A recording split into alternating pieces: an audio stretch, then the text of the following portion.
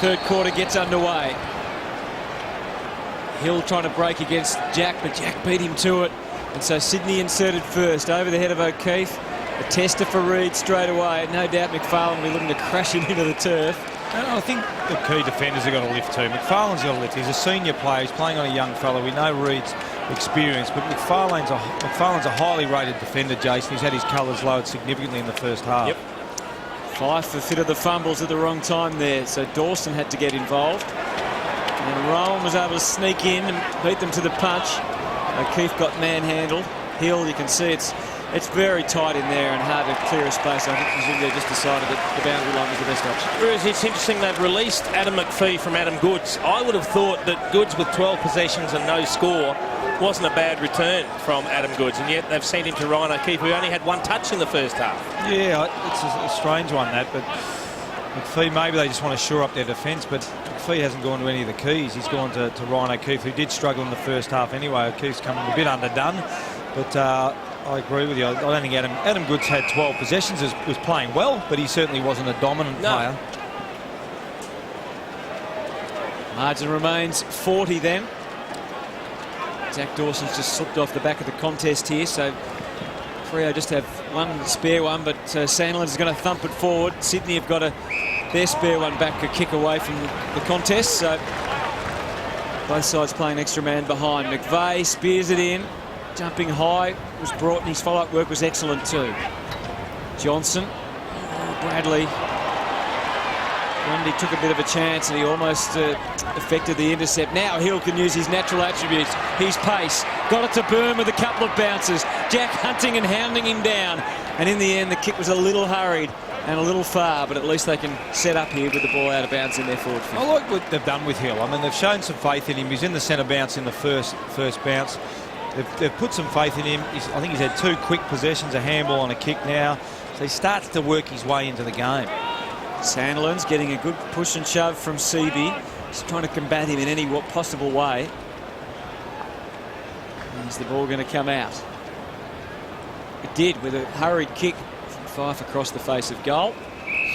Just nothing easy, is there, about the Dockers at the moment? At the moment, it's Kepler Bradley that has gone to Adam Goods, which seems an unusual matchup, Rezi. Yeah, look, he's rucked a bit, hasn't he? So he's mobile, but I wouldn't put him in the Adam Goods stakes in terms of mobility. Richards, here's McPhee. And it's over and out. I mentioned this earlier. They've just got to get in a better position, both ruckman and both on balls for these throw-ins. They're just not coming in deep enough. And this time the wrestle's on again, and Sandlin's able to farm it down. Nice little give from Fife, but again, it's tough to find space to do anything meaningful with it. Mzungu trying to get it. They're trying to force it out the back till they find someone in the clear. Big Sandlin's forced to do things he really didn't want to do. Mzungu. So the pressure from Sydney has been really good. That was illustrated with that last stoppage. Even though the Dockers got their hand on the ball 4 or 5 times, there was no clean possession. Every time they grabbed it, they were gobbled up by 1 or 2 Swans tacklers. And this is not going to worry Sydney at all, is it? If it just remains like this for a while, make the task even more difficult. So Sandlin's is one weapon where they can get the ball into the clear, perhaps. Hill, Bird equal with the desperation stakes, and Kennedy and Bolton out into the wing. Ibbotson, he's got McPhee behind him. He gave it straight to Goods. Johnson, and it's all about territory, and that's about it at the moment. I think that's about the 3rd time in this quarter that Sandlin has tried to hit it outside, and every time the Swans players are reading it a lot better than what the Dockers players are. Well, Bradley's gone back forward, and Ryan Crowley has come on and looks like he's going to follow Adam Goods now. So let's see what Sandlin's tries this time. No apparent Freo players in the clear, and as it turned out, CB beat him to it. Sandlin's forced a handball here. Zungu along the line. So it's just inch by inch stuff as far as Freo are concerned, trying to manufacture a goal perhaps and get some confidence and spark back. Yeah, that's what it is. They just need to manufacture a goal, Hutto. You're right. Out of anything at the moment, because nothing seems to be working. Sandlin slaps it back into a more dangerous position, and it's Ibbotson who has the responsibility. But he can't take it on. Well, they're the ones you can't afford to miss when you're 40 points down. No. Nathan Fyfe just came off the interchange bench. He's back on the ground, and as he runs on, so does Craig Bird and goes to him. Although you'd have to say, even though the problem with Fyfe's game, he's had 17 possessions, second most on the ground, but it's his kicking efficiency of just 30% that's let him down. Yeah, look, you can't fault his work rate. It's just a terrific young fella. Works really, really hard, and nothing's come easy for any Dockers players. But at least he's getting the football. At least he's working very hard. Aaron Sandlin's up to 26 hit-outs now. I'm not sure you might call it a throw rather than a hit-out. I think yes. So, tackling by Josh Kennedy. We'll find from what the umpire was saying then that it's Kennedy's ball. Well, he's the number one man on the ground possession-wise with 18. This week, number 90, although he's only kicked at 36%. So it's a few of them with their kicking efficiency way down. A bit of a standoff there at the back. McFarlane. Fyfe covering plenty of territory. Broughton fashioned the kick. Here's Barlow. The sub last week and the sub again this week. Had 13 on the ground in his time on the ground last week. And he's into the mix straight away. De Boer. Zach Dawson seems to be in the forward line at the moment. Well, he's taken the initiative and running into an attacking spot. I think he's still playing down back, but pushing forward perhaps when he gets the opportunity. Main and Clark again, no meaningful meat onto the kick. Well, look, he may be stationed down there for a while, Hutto. It's an unusual role for Zach Dawson. We don't see him go forward too often. Yeah, it looks like Johnson's picked him up, so maybe he has gone forward. He'd been in the centre square just loitering for a while. And again, Sandlin's going for the attacking tap, but once more the Swans were reading the play. Barlow accumulating already. Richards has got this covered. Nicholas says to Zach, get out. You see him just in the bottom of the picture. He's on that fine line of the protected area, forcing Richards to kick back to the maze. And Reed's free. They just seem to have all the answers at the moment. The momentum's going a bit Freo's way, but they just cannot score.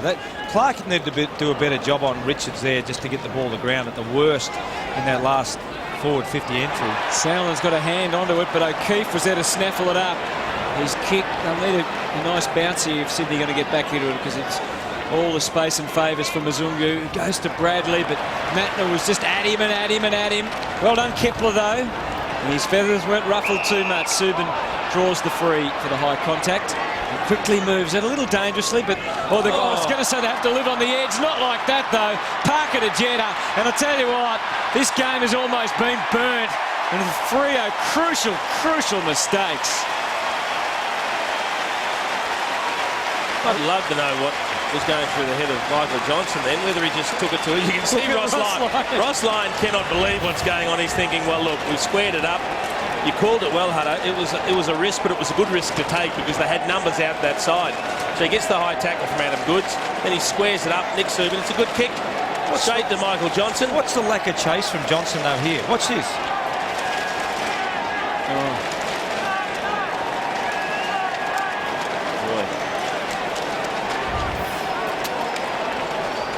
I think that officially registers as a gift. Yeah. It's just a horror day for Fremantle, isn't it? It's a big downer for them after being so good against the reigning Premier last week. Sandlins has to cross over the line to win the tap, but he did. But Bird, it might squirt out for De Boer, who was fully committed to the contest. Pavlich, they need some clean handling, and again it lets them down. It was Hill that time with the fumbles. Bradley. Oh, that's a throw. The other thing we spoke about a new way to get rid of the ball now, Jace. They've stopped handballing it and they're starting to throw it now. Breezy, we said before the game, will the hardened preparation of Freo be an advantage? But it's almost they played their last NAB challenge against the Hawks in a tough one over at Patterson Stadium. Then they faced off against Geelong. That was a tough game for them. They haven't been able to produce it again here. And the Swans, who have been fresh and really had virtually a fortnight off, look like they've got more run, and they look harder. Yeah, they look a lot harder. That'll be the disappointing thing for Ross Lyon. The Dockers just aren't hard enough at all around the contest. Fyfe went flashing through.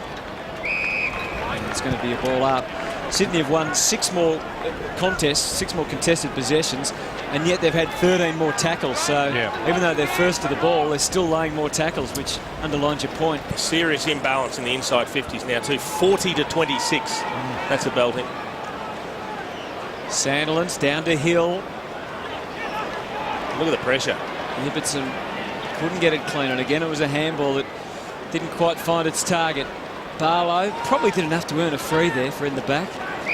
Yes, that was classic, that last stoppage there, because what Freo are just leaving the contest far too early. They're just going before a teammate's really won and secured the ball, and all of a sudden you see 2 or 3 Swans guys following the ball carrier. Their spread from stoppages is a lot better than what the Dockers is at the moment. And again, the volley came out. Oh, Bird tucked under his legs. The ball pounced on it, and Fife went for a torpedo, which wasn't a bad effort because they were 3-2 against down there. So he's tried to put it into a neutral position, and Bradley was able to win it to Clark. He looked around to see if he had any mates about. I'll give him the benefit of the doubt and say he meant that kick because it's turned out to his advantage, and Clancy Pearce will have the shot for the absolute desperate shot at goal. Yeah, that's all down to Kepler Bradley. He kept it alive. He looked to be out of position. Heath Grundy in the end I think conceded because he had numbers around him. He thought, oh well, I'll tackle him and we'll take it away, but he shot out a hand pass and the centre ball was tracked a lot better by Clancy Pearce than it was Jared McVeigh. Yes. So it's Clancy Pearce to have the shot for goal. Big pre-season, come back a lot leaner. Needs to capitalise on the opportunities, and that's one that he just had to make the most of, and he has. Finally, a Fremantle goal.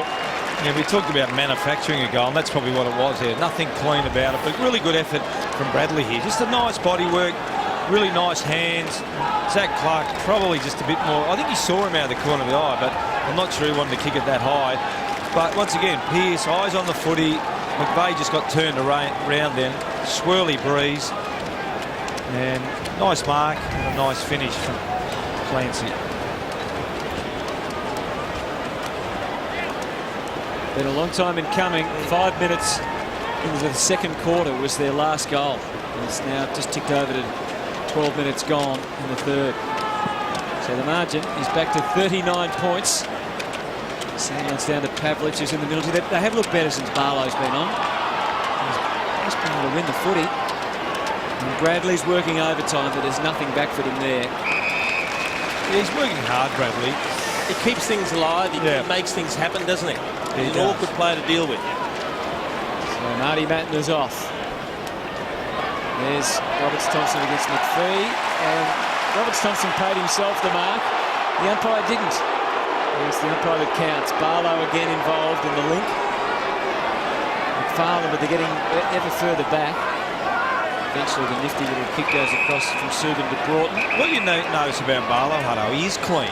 You know, he doesn't fumble, and he actually doesn't turn the ball over just like we saw then. It was close to a throw from Goods, but the umpire says it's A-OK. McGlynn summed it up. Good effort. Yeah, Joey Kennedy there at the top of the square too, Benny McGlynn. And we just maybe pick it up here. Yeah, I think it was a closed fist there. It looked a throw, but he did it with the fist, so it was a good hit. One or two more will just about finish Fremantle off, so they're hanging by a thread at the moment.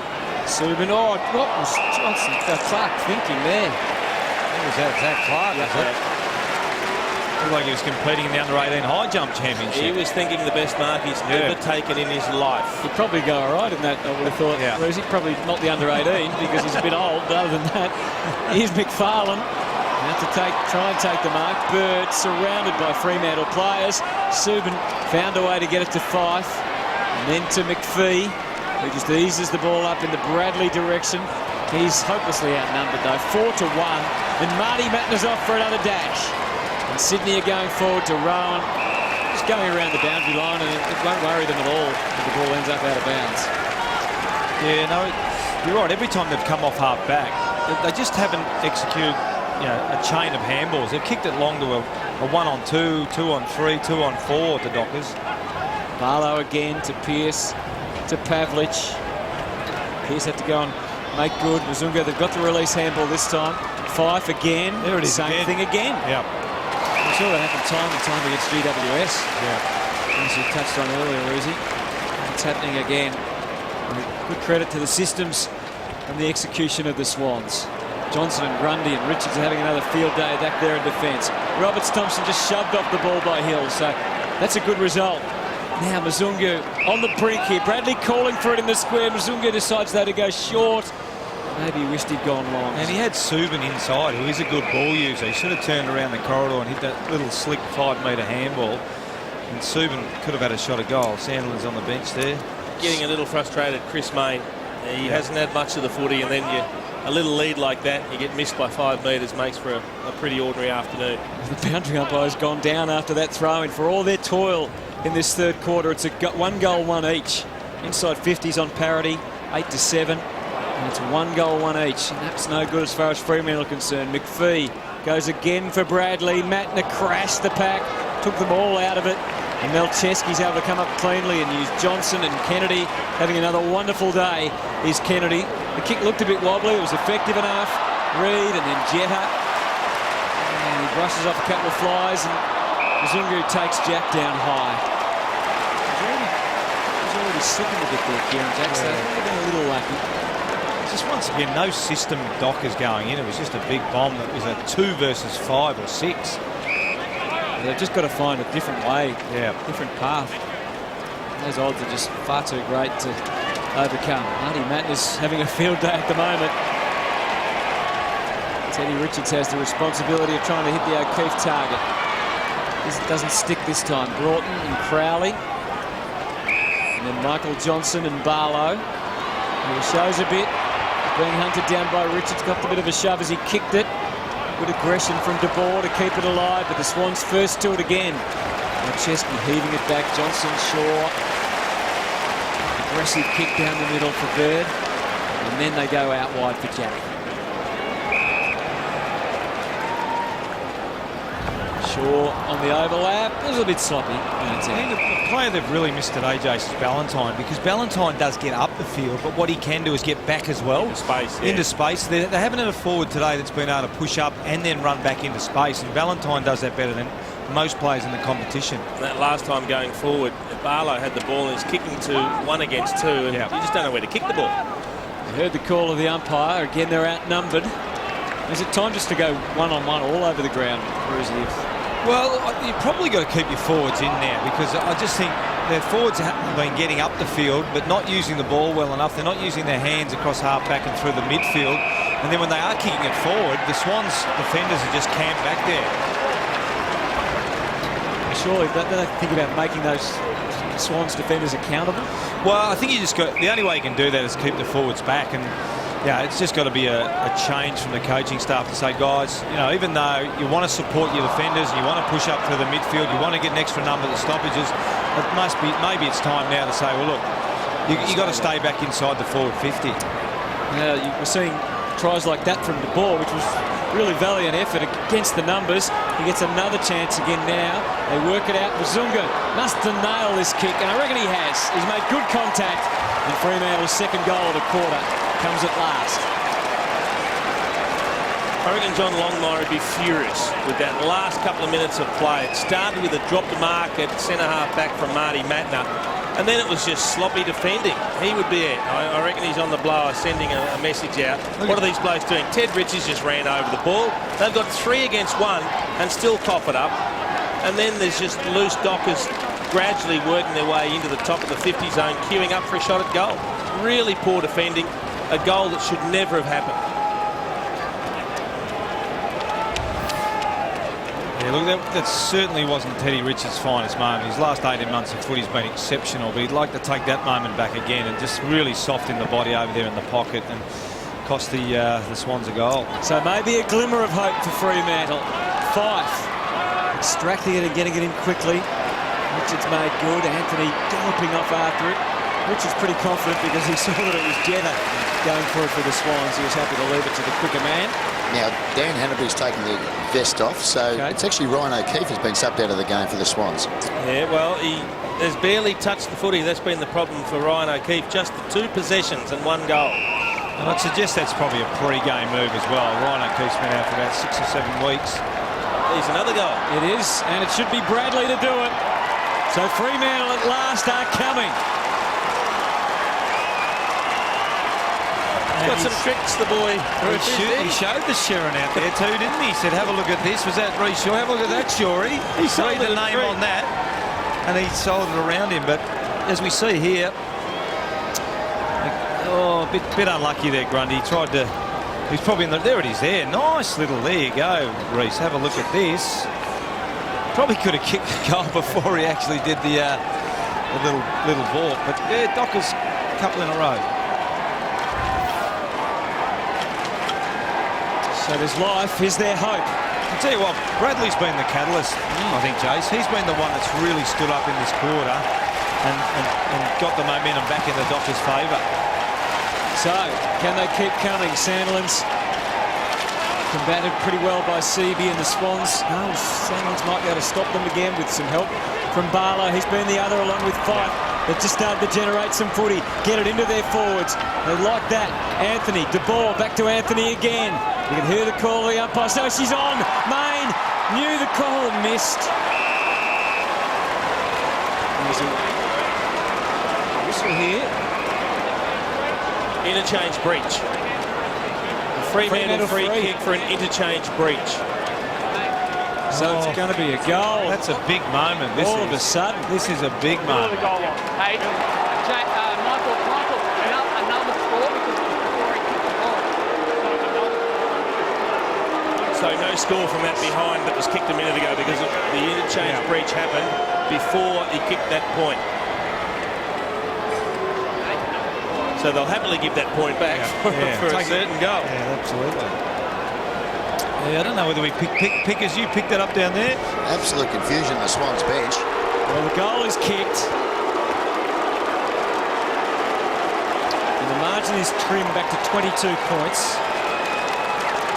I'll tell you what, Hutto, I think you touched on Barlow before. We talked about, you touched on it midway through the second. He's the one, along with Bradley, what's he got up to now, Barlow? He's up to 9 possessions. He's just clean. He's a very good decision maker. He knows what he's doing, and he's been a really big factor for the Dockers in this quarter, particularly in the centre bounce and the stoppages.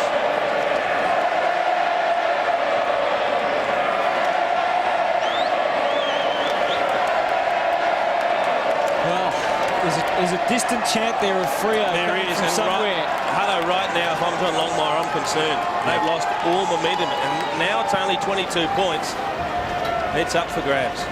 So, Bolton got crunched again out of the middle there. And we were just discussing it before. The 3 keys in this quarter really have been Bradley, Fife, and also Barlow.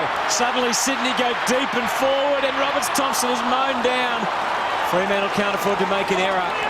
There's a great tackle there by Farland. Great tackle. Looked like a goal for all money for Lewis Roberts-Thompson. Did bounce sideways a little bit, but a great tackle. A great closing speed, Farland. Yeah. Ibbotson eases it back into play. Sandland's got a nice little shove. I reckon the umpire saw it. Yeah, he did. He's paid the advantage. Muzungu takes it. And they've got numbers forward. Yeah, they have. Johnson's there deep. He leaves it for Clark. Johnson got involved, slapped it, kept it alive for Main. McVeigh try and close him down. Clever, back to Pavlich. Bradley's waiting for it. Pavlich, Main, another one to Fremantle. They are storming. What a change in this game. Yeah, you're absolutely right, Hunter. I'll tell you what, that interchange infringement is massive, isn't it? But a long kick in there and just getting out of the defence. And no coincidence, Rosie, all of a sudden as many, if not more, Dockers forwards than Sydney defenders. Yeah. They had their numbers forward, and that allowed them to keep the ball alive in the attacking 50.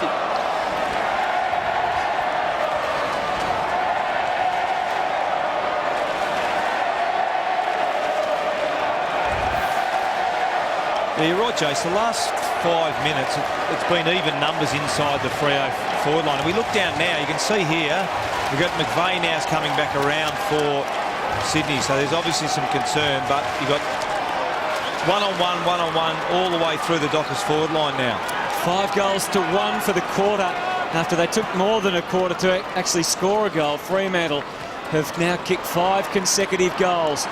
Provide some major headaches for the Swans, and they're going again. De Boer. Swans just need to hold them up in their tracks. They haven't been able to do that in the last few minutes. Bradley, here's Goods, can use Jetta, but he decides to go his own way. Hanover is into the action now, but he's beaten for it by Bradley. At the back to Pearce, next off the line. Now Fife.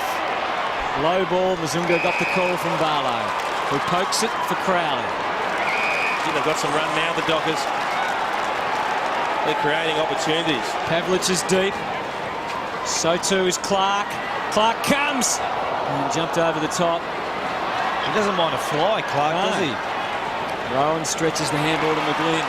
Then unsighted for a while.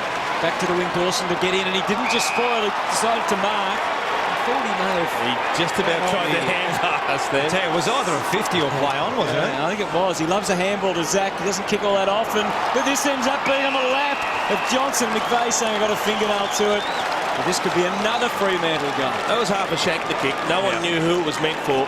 And Reece Shaw perhaps just didn't quite go back as hard as he could have. And in the end, I think he trapped it between his knees, Michael Johnson. Another one that's been thrown forward. So he's certainly made some moves. He's changed things up a little bit, Ross Lyon, and it's starting to pay handsome dividends. Well, Zach only has about 3 kicks a game. Usually has about 8 or 9 handballs. So maybe he shocked them, but it's been an effective kick in the end.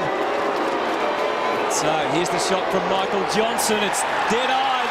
Freo got 6 in a row. I'll tell you one thing though, Joyce, they've been harder. That's the one thing they needed to address. Their tackling, but their cleanness around the football. We talked about Fife, we talked about Barlow, we talked about... Does he go to play on? Go here. Oh, it's half a hand pass. He had the right hand back. It's ready to give it. It's either got to be a play on or 50, doesn't it? I mean, it doesn't matter. It doesn't matter now, but I think it was McVeigh. It was McVeigh, not really sure. Yeah, I think he got caught by the mongrel punt and the wind.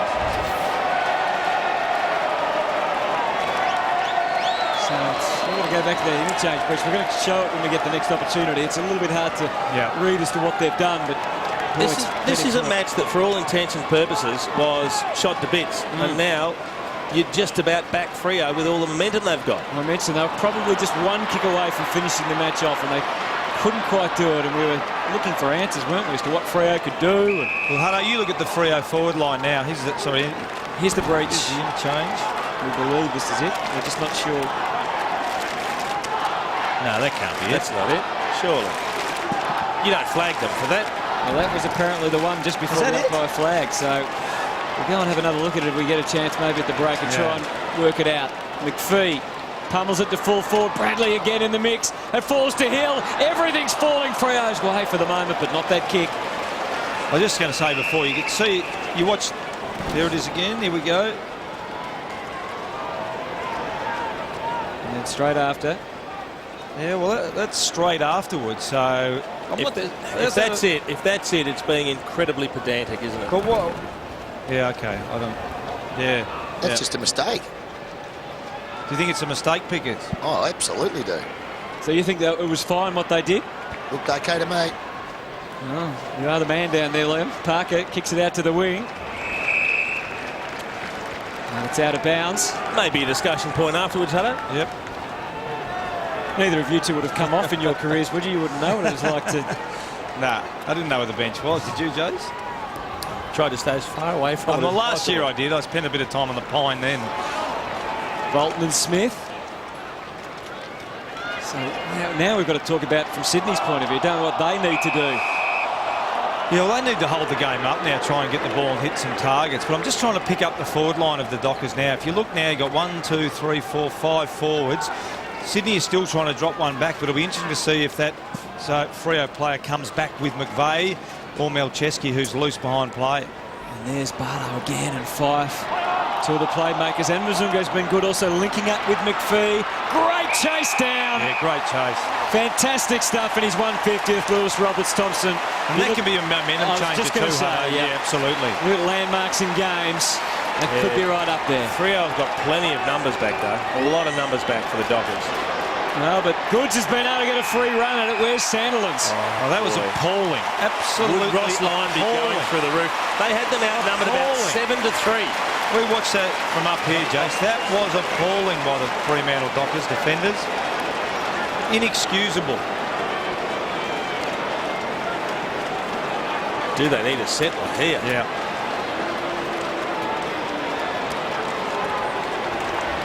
So Adam Goods, do they need this? The crowd know it, everyone knows it.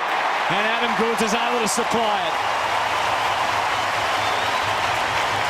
The margin is 17. Well done, Lewis Roberts-Thompson. Yep. Great chase through the middle of the ground. They did need something. They need a momentum changer there, the Sydney Swans, and they got it. You watch it here. Great chase. He read it early. He did read it early. Well done. And then disgraceful defence from the Fremantle Dockers. I don't know whether we can see it here. Here we go. Loose dog. Nobody wants to go for the ball at all, and Adam Goods really walks in. That's almost an uncontested mark inside your forward 50.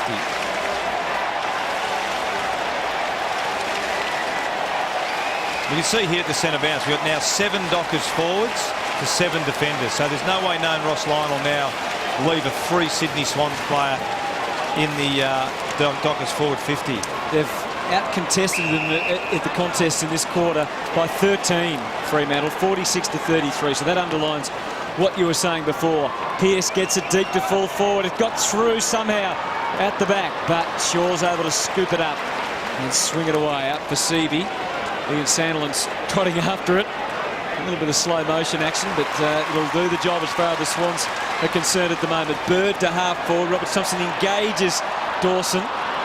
Broughton slips it away again. Oh, Lewis Roberts-Thompson is down Yeah. and in trouble behind play. Well, Fremantle are down down an extra as well. We'll get to Leon Duffield. We're not sure whether he's going to play any further part in the game, so they could be down one for the last quarter. Fremantle. And we're not sure about Roberts-Thompson. He's getting up. He's coming off. And he is coming off, yeah. Now the flip side to having 7 forwards too, Hutto, is your other end has opened up. Yep. So, you know, but you have to take that risk if you're Ross Lyon, and it's got them back in the game. But now you can see how open the Sydney Swans forward line is. If they get through here, there's a one-on-one Gary Rowan, Clancy Pearce. It's ended up going the way of Fremantle. Main, who's also been handy in this quarter. Yep. Johnson, a little bit of hesitation. Goods. Hanbury the sub, just taking a while to get the feel for it. Shaw back to Hanbury again. That'll help. And then to half forward. We'll be down to 6 seconds remaining in the quarter. The Fremantle defence happy then to let it go over and out. They have managed to kick 6 goals to 2 for the quarter. Here's the replay with Lewis. Oh, he got a little elbow right on the jaw from Gary Rowan as he ran by, and that's just giving him the wobbles a little bit. Just what you don't need. Well, what a quarter. A dramatic one where Sydney kicked the first goal.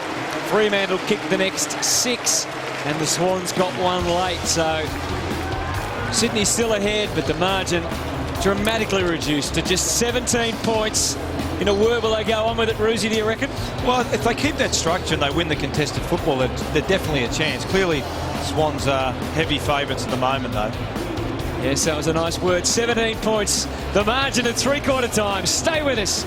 Live footy at the SCG.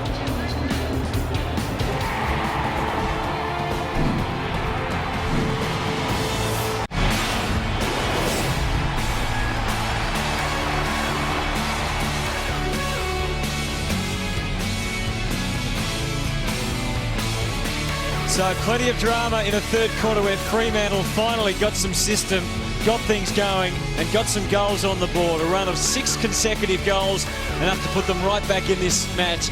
A late one for the Swans would have really disappointed their coach, Ross Lyon. Nonetheless, they're 17 points behind as we get ready for this last quarter. It's Sydney 11-9-75 and Fremantle 9-4-58. Main with 3 goals. He's been a danger for them. Reid didn't see much light in that third quarter after suffering a second quarter injury. Jetta with a couple. Fife and Kennedy dominant as far as possessions are concerned. There's been plenty of little incidents. There's been injuries. All right, let's see what it all comes to. Last quarter underway. It certainly added some interest to this game. The Swans through Kennedy. Just take it forward about 3 metres long and 25 metres high. Bob McPhee's almost collapsed. He's looking for a free. The umpire saying no dice. Yeah. Again, no Sydney player loose off the back there. So you got McVeigh's trying to get free. Yeah. Hannaby trying to bust through. Pavlich. Kennedy knows how to attract the footy, but it's a Fremantle ball. Hill to a one-on-one. Johnson read it first through the air, but Good recovery from Clark to at least make it a 50-50. Main, De Boer, Smith, and another ball up.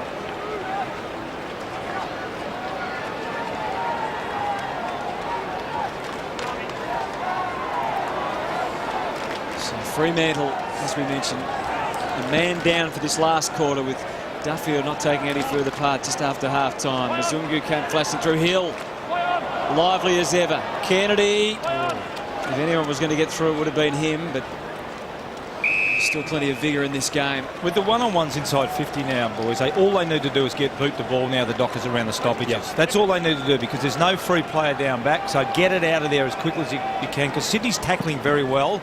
Just get boot to ball and get it in your forward 50. There it is. And in it goes. De Boer just had a metre or so to be able to turn around and spot Clark up.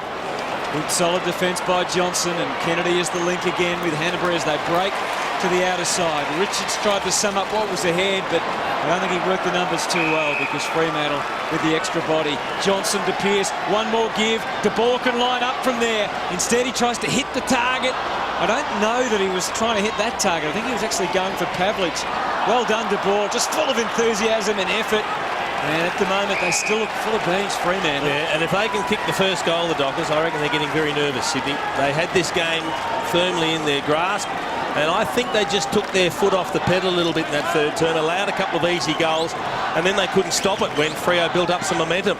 Sandlands for Kennedy, Pavlich. Yeah, we talked in the break, Jason, about a couple of ordinary Sydney efforts, which was un-Sydney-like in that first sort of half. And that really led them back in the game. Now you can sense that the Dockers have got their tails up a bit and they're playing a lot better.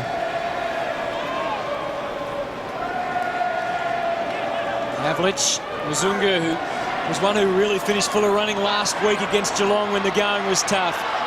Anthony dragged it under, but just got it out when he needed to. Barlow again. Grundy, Fife, Pearce, better watch out. Goods was coming. And that pressure was telling in the end, out of bounds on the full. It's almost now that the Sydney staff need to find a way to free that player up, because it worked from well early with Grundy or Richards back. Now with the even numbers back there, it looks a completely different game. Rowan couldn't quite. Big Sandilands heaves it on the boot. You heard the touch call. Hanbury adapted in excellent fashion as Kennedy charges off and just kicks it into the vacant 50. It's 2-on-1, but they've got the fastest man on wheels. Look at Jenna go! He burned them off with ease!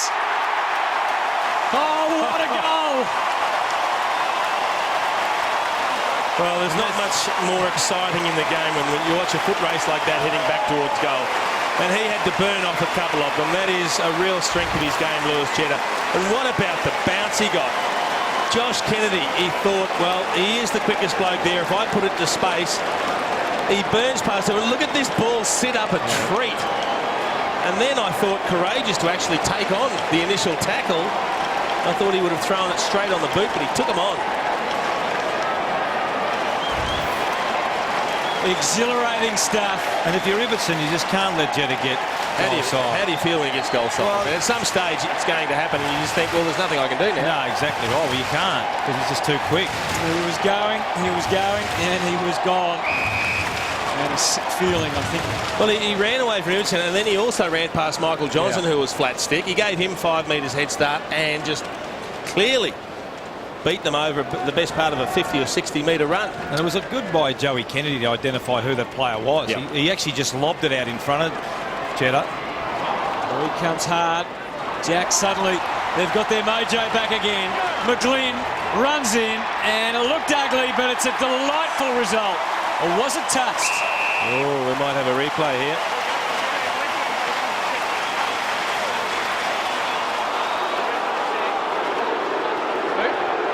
It certainly slew, didn't it? I don't think you're ever going to get a clear touch on the boot here, unless it's a massive deflection. It's going to be so hard to tell if it tipped a finger. Yeah, you're right. Adam McPhee was adamant that he touched it.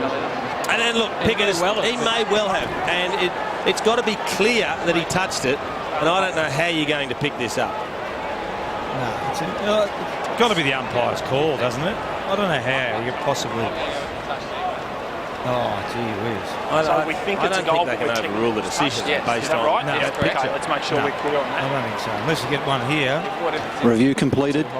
top of the screen. And what's the actual Video, And there's vision plenty of players inconclusive, that put up umpire's their hands, call. touched Yeah, it, that absolutely. actually don't, and I'm not saying So we that, think but it's a goal, this will end up an umpire's All call. clear. We thought it was a goal. All clear. There you go. The margin is 29. There's every reason to smile if you're a Sydney fan. Yeah, look, there's no margin for error. When you're down 40 points, Jace, at half-time or whatever it was, there's no margin for error. And we see Fremantle completely dominate the game for about 40 minutes, but all it takes is a couple of goals. It was a wobbly old kick from Benny McGlynn, Jeddah's goal, McGlynn's goal. Just, as I said, no margin for error. A couple of quick goals and makes it tough for the Dockers now.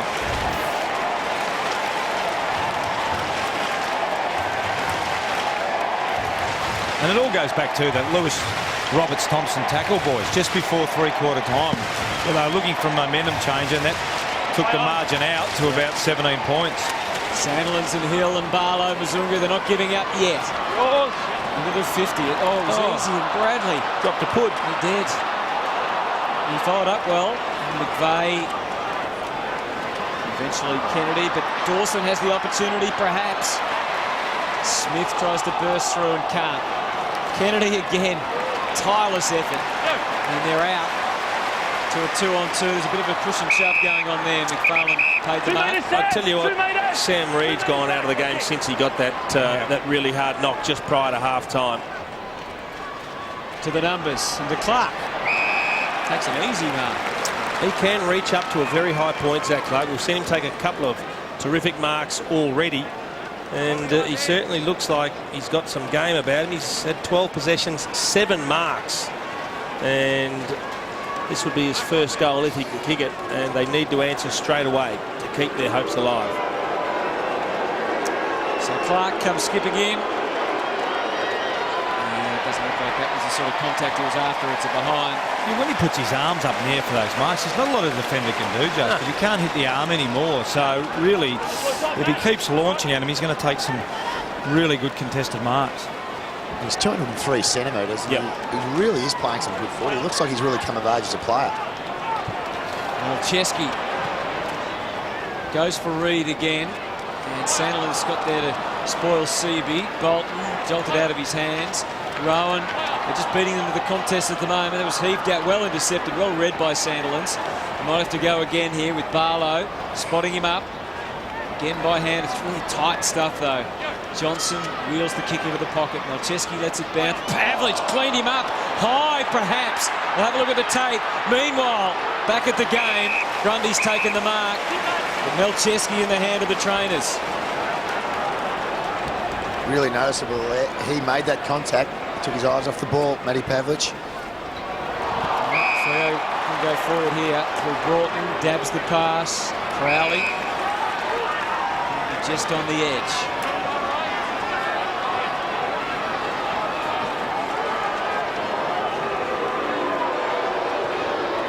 It's a decent old strike. And it's a goal. Yeah, nice kick. A marvellous kick from Crowley. Yeah, that's just given him a little bit of a sniff again, getting him back to within 22 points. But Well, he's holding the shoulder, not the head, isn't he? Let's have a look at Matty Pavlich. Which is good news for Pavlich. No, that's on. He ran past the ball, but he didn't hit him in the head. He hit him in the shoulder. And that's the part of the body that Malcheski was holding when he actually got up. So I think he's okay, Matty Pavlich.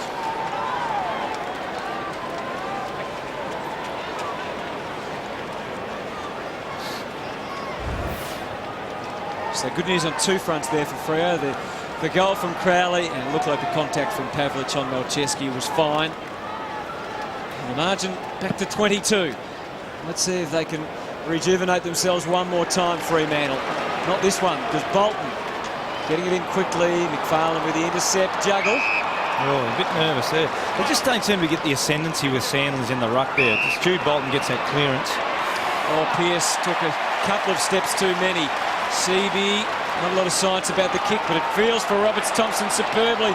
And onto the left goes Adam Goods. He'll need the bounce. He'll get the bounce. And he was waving it through. Yeah. Too. He's an entertainer, Adam Goods. He knew it was a great chance, and he was just directing the ball with his arm once it left the boot, just waving it through, saying, through you go. LRT, he's done some important things. You know, it hasn't been massive from a stats perspective, but he's really contributed at critical times. Look at the left arm here. There it is. Get through. Break left.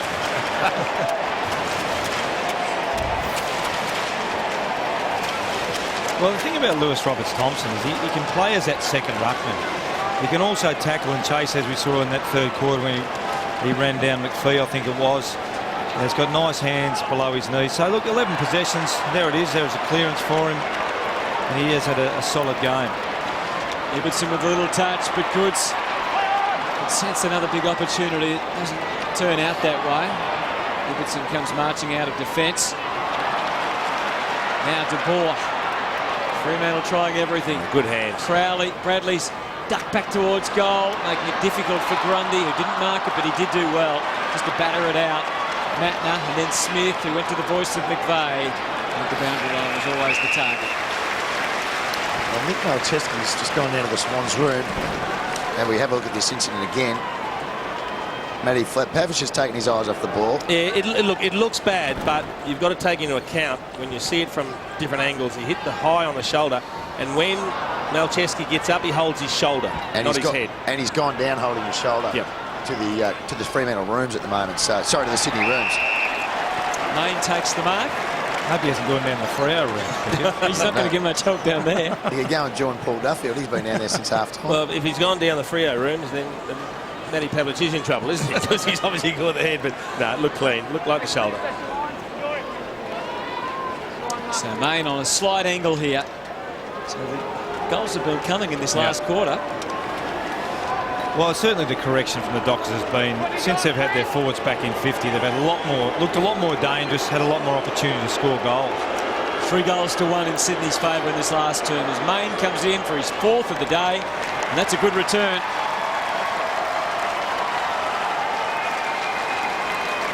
And they desperately need now a centre clearance for the Dockers to have any chance. They need Zach Clark's in at the moment. Sandlands is not. This is the interchange infringement, Rosie. You can see that the umpires are talking, they're conversing. Keep your eye on the background. The man in the green is showing the bit of paper to the interchange steward there. Calls the Sydney interchange steward over, and there is an issue. That's where it happened. It happened on paper, not on the ground.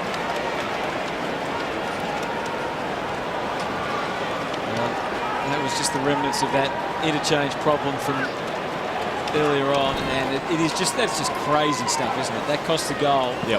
They put the wrong player on the list. Back to 22, and Fremantle have time to do something here and still win this game. De Boer, as they work hard to try and get it out of there, the Swans. Some urgency about their play as well. The kick goes out to the wing, and they have control of it. Parker got it back, and Hanbury with the skyscraper of a kick. Goods almost, but not quite. Bolton, Kennedy, what a wonderful, resilient player he's been. This handball didn't do a lot, though.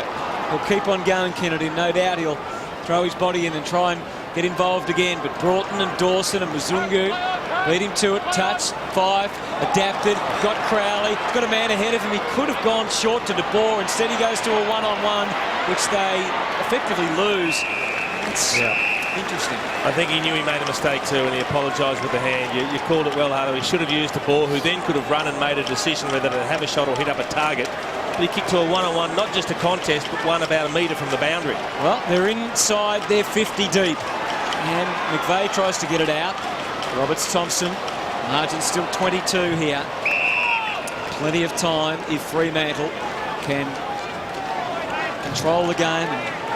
Time for them to kick 4 goals. Not easy, obviously. No, this is where they need a set play from Sandlands out to, one of the sneaky half forwards out wide. He tries to do that, but couldn't get enough connection on it. Hanbury, Reid, instant handball. Ducking the head was Parker. McPhee's done well not to give away a free. Umpire says ball up. He's certainly making an effort. He was throwing the right hand at the ball, showing that he was trying to hand pass at Luke Parker. So I don't think you can see. Watch the right hand here. There he is. Don't know how genuine it is, but he's at least giving the umpire something to hang his hat on. So Clark goes in the ruck. Sandlands is back in the goal square, which is interesting. Yeah. For the moment. Yeah, just one-on-ones all over the ground now. So whichever team can get the ascendancy at the stoppages generally gets a really good opportunity to score. Freo 55 hit-outs to 20 for the day. Sandlands 48 hit-outs. But he's not in the ruck at the moment. 5. They can get the ball in there, though. He's got every chance to take a mark if they can get it in high enough and into the right spot. There's really good vision there from that camera behind the stoppage, which shows the forward line of Freo. As you can see it there, look at this. Marty Mattner's trying to sneak off his opponent who's outside 50, just to give a little bit of cover for those defenders. But all Freo really need to do now is try and get it as quickly as they can and kick it as far as they can into the forward line. And I think it's Michael Johnson on Marty Mattner. He needs to move closer to Mattner to make Mattner accountable. Shaw's able to break. There is nothing at all for him. Totally bereft of any meaningful options, which is why he did what he did. He's running, hoping that the barrel would get there. Smith did well. Smith's got some good pace. I tell you, that was terrible by Johnson. Absolutely disgraceful by Johnson. This is one that should never have happened. No. They've got the numbers now. Reed, and he betwixt him before and it was touched, as you said. That was terrible. Michael Johnson made no attempt whatsoever. Let Nick Smith run past him. You look at here. There he goes. Johnson's going for the He wants the hand pass. switch ball. Gets an easy possession. Then he has to go in and tackle. Quickly, though, Fremantle have got it deep. Johnson of Fremantle Johnson of Sydney He's going to ping him. applying the tackle, and he has pinged him. De Boer underneath all of that. Yeah, the Swans just try to control it now for a little bit. Maybe just chip it round. They're trying to do it here. It's up to the Dockers now to man up as quickly as they possibly can. We've got to remember as well, as Liam Pickering told us earlier, they're one down on the bench. They've only got 2 interchange players. Sandilands back in the ruck and ripping down an excellent mark. So it's a big ask to expect the Dockers to run over the top of them a man short. 23 points remains the difference between the two. Broughton to Bradley, so this is clever ball use. Broughton can overlap again for another little one, but he decides he'll go for territory this time. Go for Anthony coming flying on a hard lead. Good spoil from Richards and Mattner, who combined together. Barlow not the space he would have liked, and the Swans win the day. It's out of bounds. It's getting critical for Freo now. It's the 2 players they do have left. They'll be cherished positions, those 2 having a spell in this last term. There'll be a lot of blokes putting their arm up saying, can I come off and have a quick spell? Oh, Sandlands went for the wind-up spike but couldn't make the connection, so well done Seaby. Hill to Fife, possession number 27, and they're at full forward, and Pavlich with a mighty leap couldn't drag it down. Anthony, he's been close by. Well done to Hill too, who's responded in the second half, Chase. He had 2 possessions up to half-time, so he's up to 13 now, so he's got involved in the game. I think he was very happy, though, when Rhys Shaw was released as the run-with player. McGlynn watching him now, the crowd trying to play their part. Clancy Pearce, likewise for Freo. Room for Grundy. Needs to be a good kick. Oh, and it wasn't quite. And Ibbotson takes the mark. Well, this is Makes it interesting again. Yeah, just a critical shot at goal. Freo trailing by 23 points. And Garrick Ibbotson started well last week with 22 disposals. He's a terrific athletic player. He's about that age where he can have a big impact. Right into the breeze there, too. Not a great kick. Main from the side, but Kennedy beats them all. Look, how does Josh Kennedy take a contested mark when you've got Pavlich, Sandilands and Zach Clark deep down there in the pack? I don't understand that. He's up to 31 disposals, Kennedy. He's been magnificent today. Yet again for the Swans. He's close to an elite player now in the competition, isn't he? Yeah, look, absolutely. And just the spread ball, that's probably the uncontested ball now. It's just the one thing. But you look at his possession count, 31 possessions. If he starts taking marks overhead like that, he's just been an exceptional pickup. 10 clearances. Zungu short. Clark takes the mark. This will be no easier shot for goal than the last one. In fact, it'll be tougher. Big Zach Clark.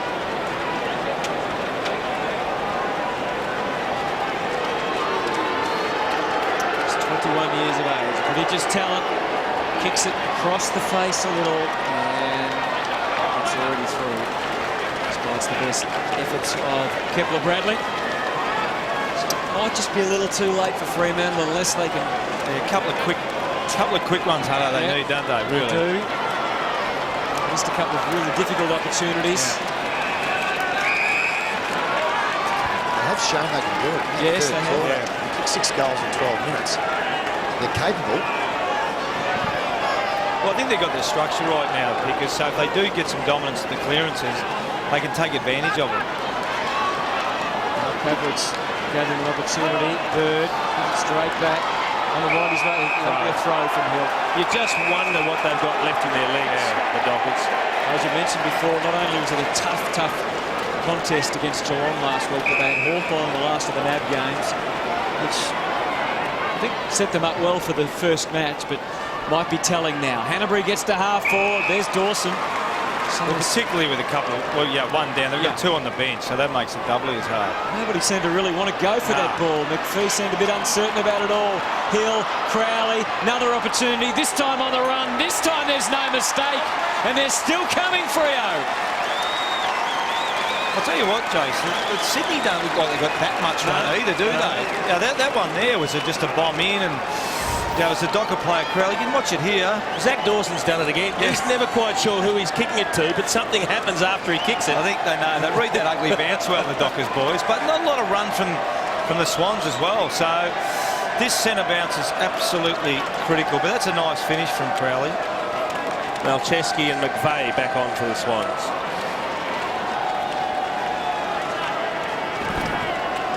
16 points the difference. Some anxiety amongst the Sydney crowd. Looking out on the SCG. They've had an excellent day watching their team dominate most of the afternoon, but this late stage, Freo, if anyone seems to have the run, this man has it in his legs. Hill, that's a pumping kick. It's going to go close. I'll tell you what, he could have run a bit further there. He could have had a bounce. He could have had a bounce and had a ping from just on the 50-metre line. But Gee, good leg, though. It was a great kick. Good spoil. Nick Smith coming back with the flight of the ball. So we talked about Freo being tired, but Sydney might just about be out on their legs even more. Well, the other thing there too, the complete alternative.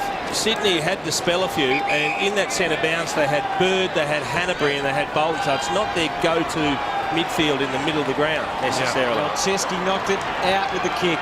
McPhee knocked it back in. Barlow, Pavlich, we know what he did last week deep. And it wasn't a bad kick for Broughton. Good stuff, Malcheski. But they're going to reload again. McPhee with the interesting little mix-up kick. Muzungu, Barlow on his left. Goal square. Bradley's dangerous. Richards. Falcon. That's a Falcon. A facial Falcon. That's a behind. He's laughing about it, Teddy, too. He knows. He knows he'll be on the highlight tape. He'll be on your show again. He will be. Malcheski with the clearance. Goods. Dawson. Bends it up and down. Kennedy back for Goods again. Dawson out the back. Sandlands, they're winding up. They're in. At the moment, the Sydney side can't do much about it. And they're just kicking behind. Well, what they did do there is they handled it cleanly when Sydney couldn't. So at critical junctures now, the Dockers are finding something, and Sydney are the ones starting to look a little bit tired. They just about look like good things again, don't they, Freo? Have a look at this. There it is. A flush on the bonnet, right on the forehead. That's as good a Falcon as you'll see in a game of football. My friend, as McVeigh kicks to half back. They can't get it in there out. attacking half of the ground now, Sydney. They cannot get it out. It is locked in. It's a gridlock as far as they're concerned. And there goes the kick from Barlow. Over the back. They're doing it just inch by inch, behind by behind. They've got to find a goal kicker for you. That's a moment that concerns you, though, Rizzy. Why would Lewis Jetta flick the ball back in when it's about to go out for a stoppage? He flicks it back in behind him. The Dockers take it away. I'll tell you, the coach will be going off their heads in the box for that. There's no question. 5 minutes 30 seems like an eternity now for the Sydney Swans. Parker, McVeigh, all hands on deck. The experienced hands too. Seavey. And this, of course, is also where the loss of Mumford can cost you, because Fremantle can dictate turns here a bit, Brucey, and what they can do with setups. Yeah, look, you wouldn't want to have too many stoppages against Freo. I know Sydney are a very good stoppage team, but deep here with Sandlands, Clark, and this is where you can I was going to say give away a silly free kick, but right on yeah, because players are getting tired. So you got if you're first in, you're very likely to get a free kick. And they'd love to chip it around. I mean, you're not going to count down 5 minutes of play, but wherever you get an opportunity to slow it down and eat a little bit of clock away, you do. And this is up to now Freo. They've got a loose back. That loose player's got to push right up the ground. There's no point. I think that's Johnson right back there. There's no point in being there because all they'll do is chip the ball around. They've got to force. They've got to squeeze up now, Freo. Short kick to a ruckman, Jason, is always a nervous moment, isn't it, for a supporter? Particularly when the ruckman goes to his knees. Yeah, well, Bradley's taken the mark so they can wind again. Freo fallen over. Play on the call. Deep kick, Main. They're all looking at each other. No one really went for it except Teddy. Well, what he did have, he had terrific position on his opponent, Clark. He took front spot away from him, and he denied Clark a run and jump at the footy. They just all look exhausted now, so...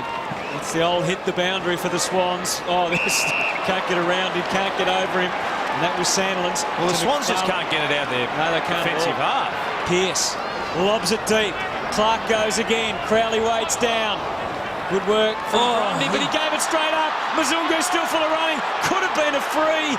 Oh, the Swans. That fine line. They survive again. I'll tell you what. Heath Grundy's handball back into the corridor. That's amazing. And I tell you, who was it fell all over the back of Mzungu? I reckon he got away with one. Yeah, I think he might have. There's Josh Kennedy again involved. He's still, look at Goods, his 33rd disposal. Takes him to the wing. One more will do it for the Swans. Jack kicks it out on the full. That's a poor kick. Let's have a look at Mzungu. Here it is here. Marty Matt is just all over him. Oh, yeah. Turned him around. And then fell on his head. How is that not a free kick? That's a free kick. Bad decision, but it makes up for the interchange infringement. 3.5 minutes remaining. If they can just get a quick goal now. Once a coach, always a coach. Take away that comfortable margin. Path cleared for Johnson. He can get it deep. Went somewhere in between, and that was pretty easy for the Swans. And Kennedy. He's been phenomenal, hasn't he?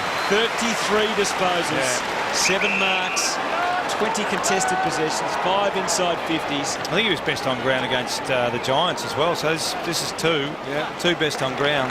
Brownlow watch. Finally, they get a stoppage up on the wing that they can settle and maybe try and set something up. But they haven't. I'd love to know how long it is since they've been in there attacking 50. We're down to the last 3 minutes. Sandlin's tried to heave it forward. Fife stripped of it. Now this is where Sandlin's does need just to belt it out. Away from the contest. Just hit it as far as he can. Sydney would be very happy just to concede possession, tackle and hold the ball in. Just have stoppage after stoppage. Well, the wrestle was on. He got the tap. He got it down to Crowley, but don't argue. Yeah, pushed Goods off. He got one in the he's going to ping it.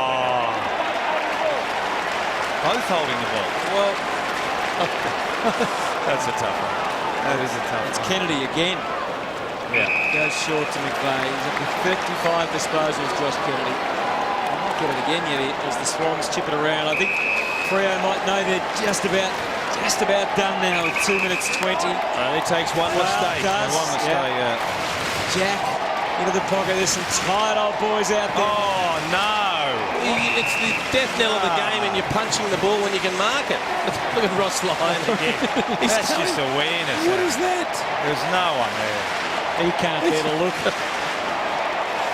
You're laughing, Rouge. There's no pressure on you anymore. No, that's right, exactly right. I know what they're going through. Don't worry about that. Sandlin's a little quick give. Subin's kick goes nowhere. They'll get a free here, though, Fremantle. So they're still alive. They've got to break and spread quickly, and they do. Not a lot of run. To Crowley. There's nothing next, though, is there? Really tired players. He's kicked to Pav. Now you've got the extra down there. Go to the skipper. Hanbury got some high contact. Yeah, good hands, good safe hands from Hanbury there. Stop that ball. They had their opportunities. Ordinary kick. That was a new kick, wasn't it? Dropped it cold, Hill feeds Crowley and Barlow. And again, a misdirected kick. Yeah. It's in the 50 and the clock will stop. But almost at the point now they need a point first, James. Yeah, no, I think point you're right. first. Yep. Followed by a couple of goals with a minute 26. Yeah, it's hard to orchestrate that. Yeah. Sandlin's again. Thumped it down. Oh. Grundy's kick didn't clear the defensive area. Jack, seconds tick by. Hill to the square. This could be the behind chance. Out of bounds, and there's only just over a minute to go. I touched on it before, Jace. I'd love to know the inside 50s in the last 10 minutes. Yep. But again, that's what happens when you're so far behind at half-time. There's just absolutely no margin for error. The Swans completely dominated the first half of the game. It was 22-6 for the quarter. Kennedy's kick goes nowhere. Barlow, across the face. That was probably the last hope. Well, 22 inside 50s to 6 for a quarter of footy. That is one-sided. And they've only won the quarter 3-5 to 3-1. Yep. Yeah. And with a man down too. It's been a gallant effort by the Dockers because they looked as though they were going to get blown out of the water. Sandilands again. Pavlich again. Finds a path. Well, not. Barlow. Same again for him. 3 and 4 men applying the tackles. The Swans know they're out on their feet, but they're not going to give this up. Johnson takes the mark, tries to keep going. There's absolute urgency now. This will be 12 to 1 inside 50s in the last 10 minutes, huh? 40 seconds. McFarlane set sail. Can they get a shot? They still might. Roberts Thompson was collected. He's dispossessed. I'll tell you what, credit to the Swans, though. They have still been desperate. Even though they haven't been able to get it in, they've held up really, really well. They've tackled well in their defensive 50. Their defenders have stood up.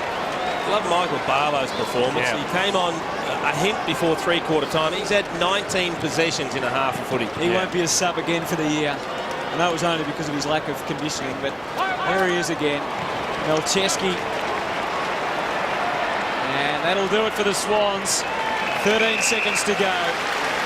Yeah, good effort by the Swans. They dominated the first half. Freo had a really good patch in the 10 minutes to go in the third quarter and then came back in the last. But Sydney would have been very, very stiff to lose the game. Aaron Sandilands with 55 hit-outs for the day has given away a free. So Seavey to take it.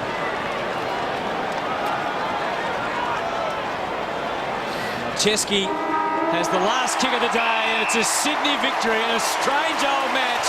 The Swans get the points, and they win by 13 points with 2 wins under their belt for the year.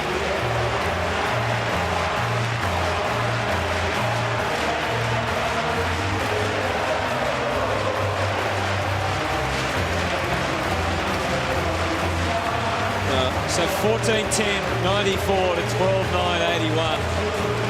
Plenty of respect out there amongst the two teams. A lot of tired players too. Yeah, a lot of them dragging their feet around. Josh Kennedy, 36 disposals today, 22 contested possessions, 8 marks, 3 tackles, and here he is. Josh, congratulations. A great performance personally, but a really hard-fought win. Yeah. We saw them last week. We know how hard they are, especially new coach Rod Simon. We know they're going to come out hard, and they took our stoppage coach from us last year, Mark Stone. So we knew they'd have a few tricks up their sleeve as well. So we just wanted a real focus on this ground, just to be really hard and clean. And we worked for most part of the game and got us over the line. It certainly did. Hard work with Big Sandlands. He's such a big man, but you guys seem to do pretty well in there. Yeah, we did. We just tried to, as I said, bring it to ground as much as we can. Try and stop him from being able to bash it forward and try and make a contest of it, which, as I said, I think we did for most of the day, which is credit to Siege, who had to come in late for money. I'll tell you what, it was a lot of tired players out there in the end, and a lot of ball in their forward line in the last quarter. Yeah, and we, that's what we pride ourselves being on, to being able to lock it down like that in tight situations. We were pretty out on our feet. That's what they had a pretty tough game last week. So we'll take the win. Well done, mate. Well played. Thanks a lot, mate. Appreciate it. He certainly was a star this afternoon, and significant factor in this Sydney Swans win by 13 points, 14-10, 94 to 12-9, 81. So the Swans with 2 wins under their belt, Freo with 1 win and 1 loss as round 2 continues this AFL season of 2020. It certainly was an entertaining clash this afternoon at the SCG. It was all the Sydney Swans in the first half. They really looked like they were going to sew the match up, compiling a 40-point margin at the main break. Sam Reid, one of the stars of that first half, with 3 goals, a couple of electric marks. And it wasn't without their moments, though. Gary Rowan also getting a first half goal there. Lewis Roberts-Thompson doing some critical things in his 150th match, and that is the moment that I think helped turn the match as well. Sam Reid copping a knock to the shoulder. Wasn't himself in the second half. And then the Dockers staged a remarkable comeback in the third term. 6 goals to 2. They kicked 6 in a row, in fact. And it looked like the Swans were in trouble. But a couple of moments of magic really settled things for them. Matty Pavlich shouldn't have anything to worry about after cleaning up Nick Malcheski. A little bit of Adam Good's magic, just making sure that the ball went through. And there's a little bit of adulation for a wonderful servant of the club. 150 games and life membership now of the Sydney Swans to Lewis Roberts-Thompson. Well, they did lead by 40 points at half-time. It got rather close, got within a couple of goals, but they managed to steady when it counted. 14-10-94 to 12-9-81. 13 points was the final margin, and a well-earned win for the Sydney Swans at home. Jetta and Reid kicked 3 apiece. Adam Goods had a couple. Chris Mayne, after a slow start, finished with 4 goals, and Ryan Crowley kicked a couple, and Josh Kennedy led the way. 36 possessions, so many critical ones, particularly under pressure in that last term.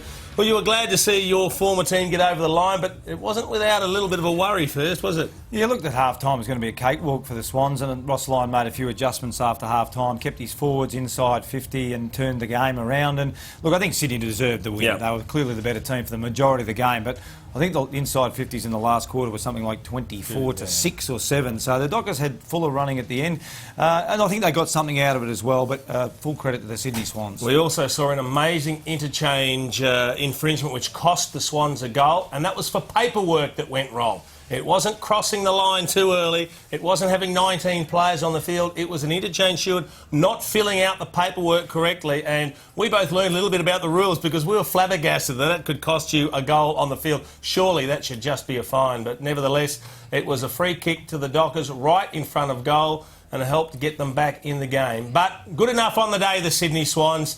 They deserved their win. 40 points at half-time. They held on by 13 points at the final siren.